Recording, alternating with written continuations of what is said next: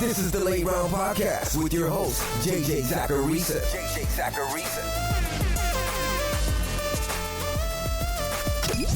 What's up, everyone? It's JJ Zacharisa, and in this episode 771 of the Late Round Fantasy Football Podcast, sponsored by FanDuel.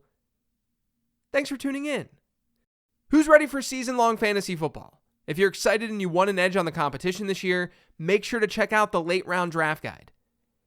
I've been hard at work trying to get this thing ready for its launch on June 30th, and I think you're all going to dig this year's version.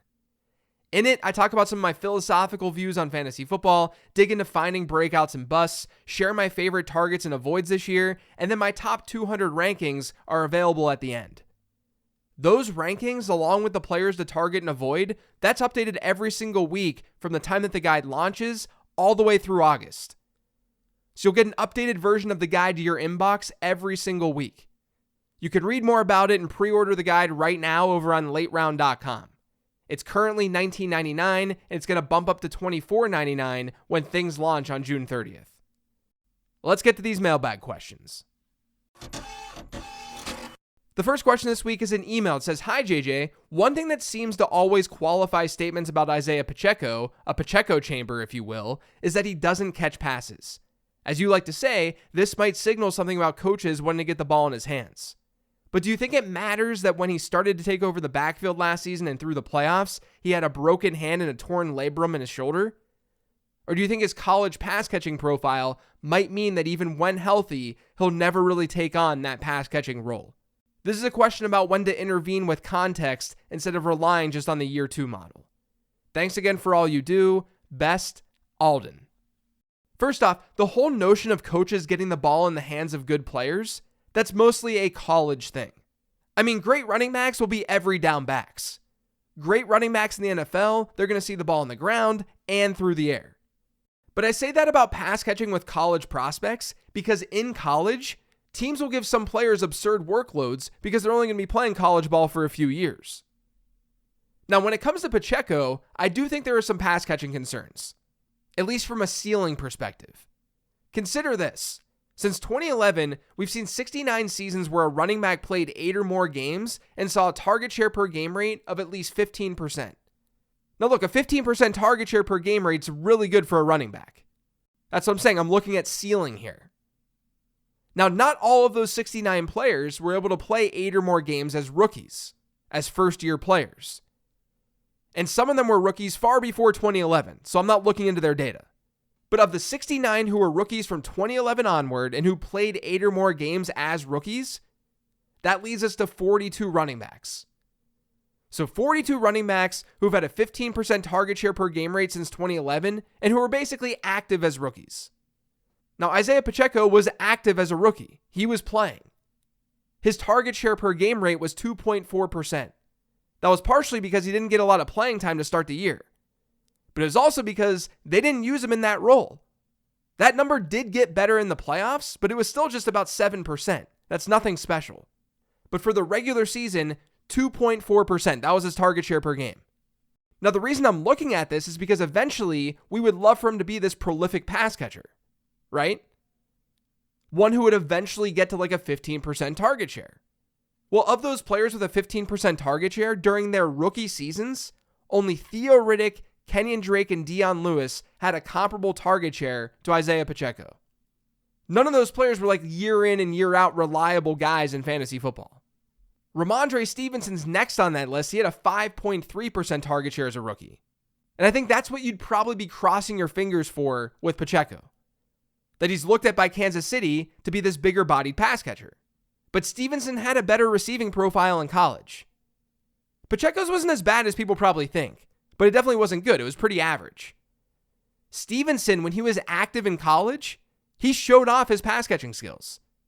My main point with all this rambling is that we're likely not going to see some crazy pass catching ceiling from Isiah Pacheco. He was also by far the worst running back on that team last year in yards per route run. So I'm not sure we're ever going to see him be like a top 6 or so running back in fantasy football without an outlier season in touchdowns. Because how a running back does during his rookie season is predictive. And I'm not sure I'd really blame the injuries here either. We don't know the exact time frame of how that all impacted him. And I say this kind of all the time, But oftentimes, when we make excuses like that, we often overstate what that means for a player's fantasy output. Like, you could do the exact same thing for Najee Harris this year. You look at his splits from last year and you say, oh, he was injured the first half of the season, and then he wasn't during the second half of the season. But a lot of things changed during the second half of the season.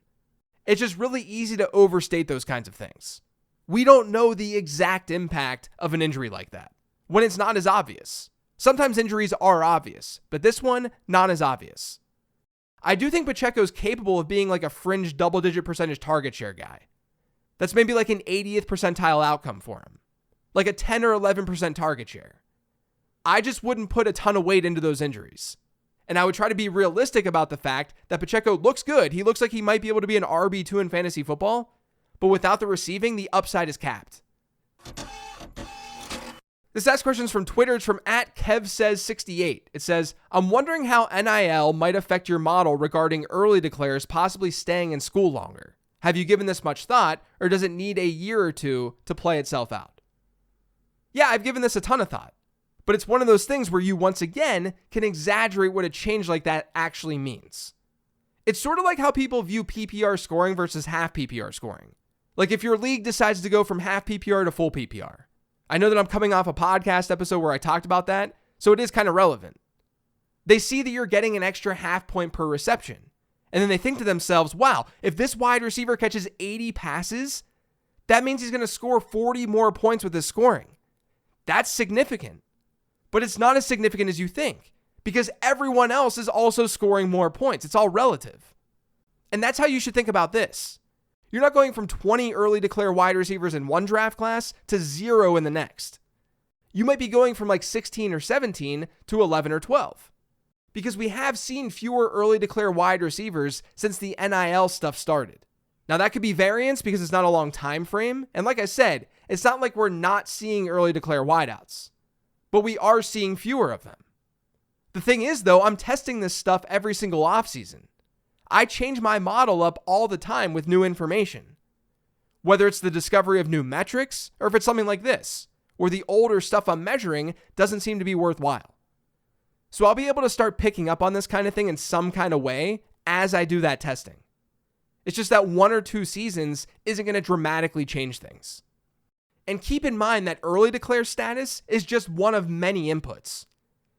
It's important to not just get fixated on that. Like a player not being an early declare would all of a sudden be a bust.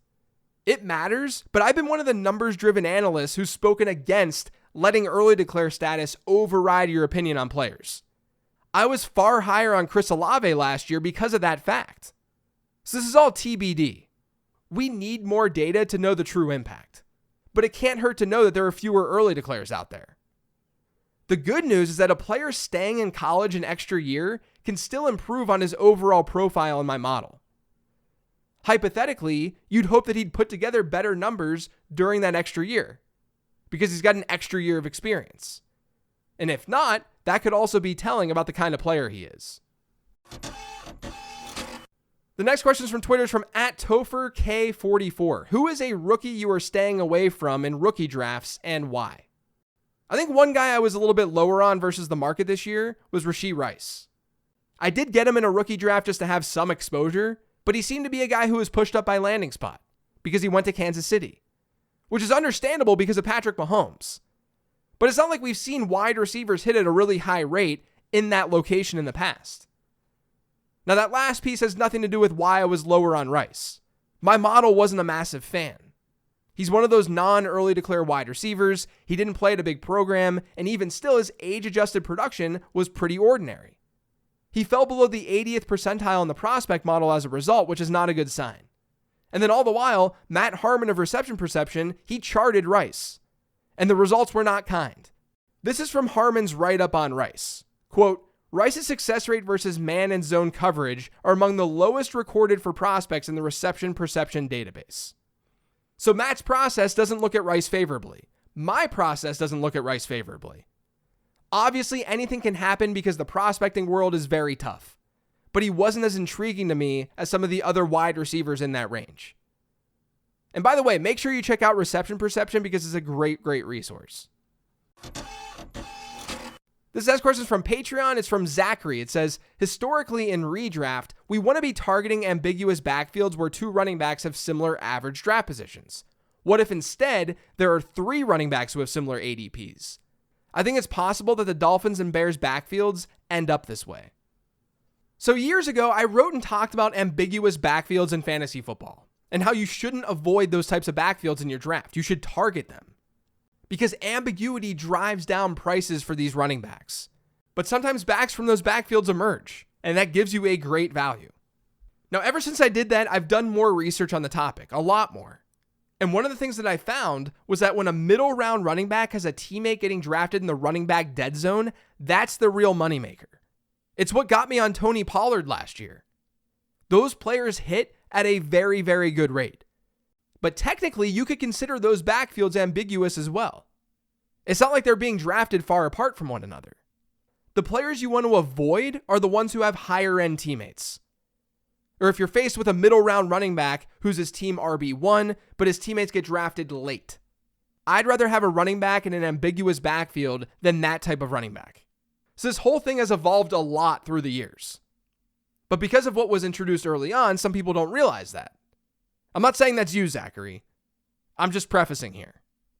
Now, according to myfantasyleague.com's average draft position data, we've only had one instance where 3 running backs were drafted in the single-digit rounds together of a 12-team league since 2011. That was the 2019 Eagles. And Miles Sanders ended up being a pretty good pick from that group. He outperformed ADP expectation by almost 4 PPR points per game. So a player did emerge. And when you extend that ADP parameter into the late rounds, the data doesn't suggest that you should necessarily avoid those backfields, where you have 3 decent running backs. In fact, if all 3 of the backs are late round picks or double-digit round picks, it suggests that it might be a backfield to target. Injuries are inevitable, and a player in that backfield just might be good. So I wouldn't treat those backfields any different. Now, the last one this week is from my friend at Dino Game Theory. He says, which running backs are the traps in fantasy football this year?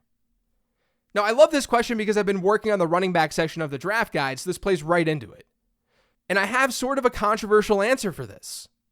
And my stance is subject to change.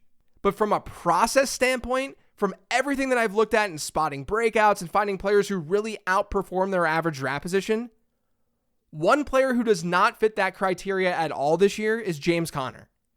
Which I know, it's kind of shocking, right? Because if you look at projections, Conner comes out looking okay. If I compare projections to ADP, Conner looks like a totally reasonable pick, potentially even a value. But there's correlation between running back success and overall offensive success. If you've got a top 10 offense and touchdowns per game, that's really good for a running back.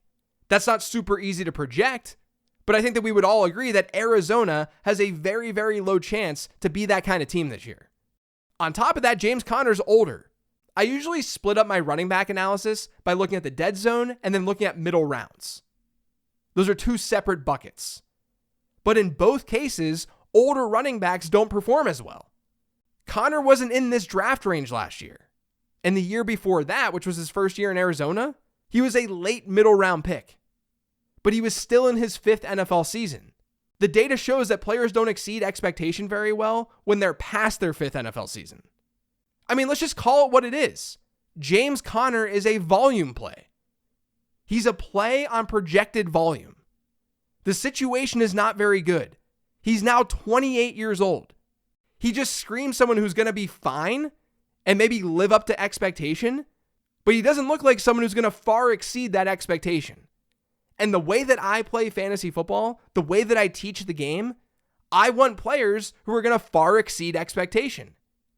It would be really easy for me as an analyst to sit here right now and say, yeah, go ahead and draft James Conner. Because chances are James Conner's not going to ruin your fantasy team. But I'm not playing to get 6th place. I'm playing to get 1st. I want players who can far exceed their expectation. And the pushback for me saying all this about Conner, it's going to be something like, well, who else is going to touch the ball in that backfield? But guys, that's the exact same thing that we've said about so many running backs out of the running back dead zone and out of the middle rounds in the past. Who else is going to touch the ball?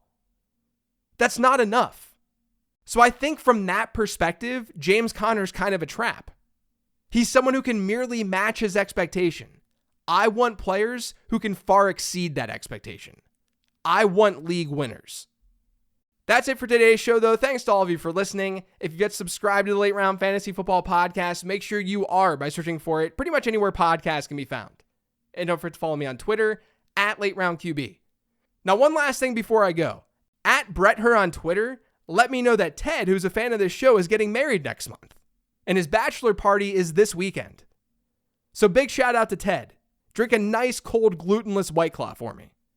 But enjoy the party, be safe, and congrats on the marriage, my friend. Thanks for listening, everyone. Enjoy your weekend, and I will catch you next week.